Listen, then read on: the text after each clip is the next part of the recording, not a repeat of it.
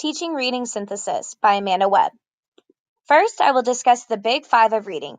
These are the basic components that all readers will need to understand.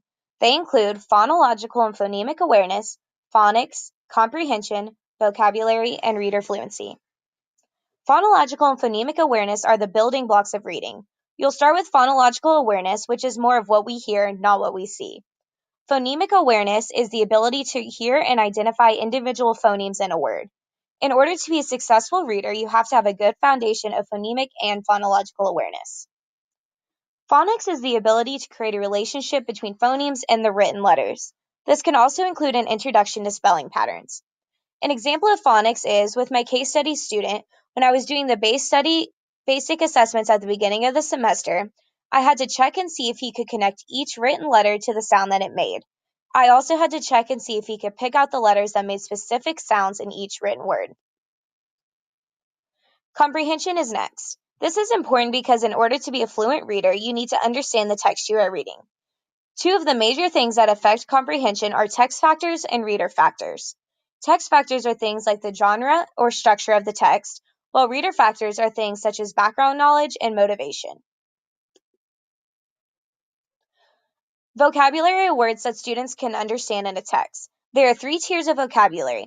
Tier 1 are basic words that students learn in everyday life. Tier 2 are words that are introduced in any reading. Tier 3 are words that are content specific, such as photosynthesis is specific to a science textbook. Vocabulary influences reading, especially the comprehension and fluency aspect. The more vocabulary a student knows, the less they have to stop when reading, which means they are able to read more fluently and make more advanced comprehension possible. An example of vocabulary is I noticed that my student only mainly knew Tier 1 words such as yes, no, come, and eat. So I focused on trying to expand his knowledge to Tier 2 words in reading.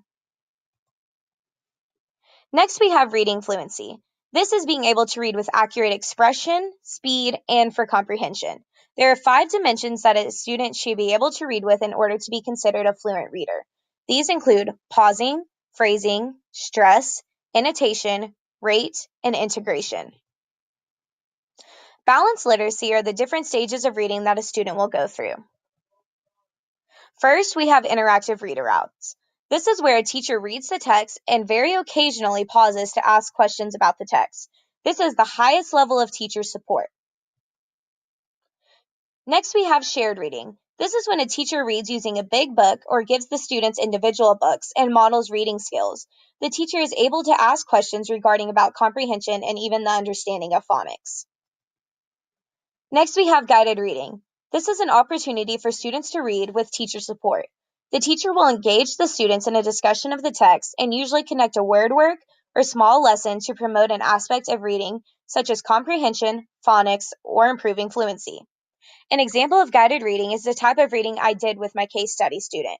I made sure to pick a grade-appropriate text and always include a word work activity that could help him improve his reading. This all leads to independent reading. Independent reading is when the student has the opportunity to read the text on their own, working on maintaining the skills they have been taught. This is the lowest level of teacher support. An example of independent reading could be Dear Time. This stands for Drop Everything and Read, where the students are able to read on a book that they have selected themselves. This could be followed by a short book report where the student shares what they have read in order to involve a teacher conference. So how they're all connected. It all starts with phonemic and phonological awareness. Without this foundation, reading is not possible. As an introduction to reading, the teacher will model basic reading skills and interactive read alouds.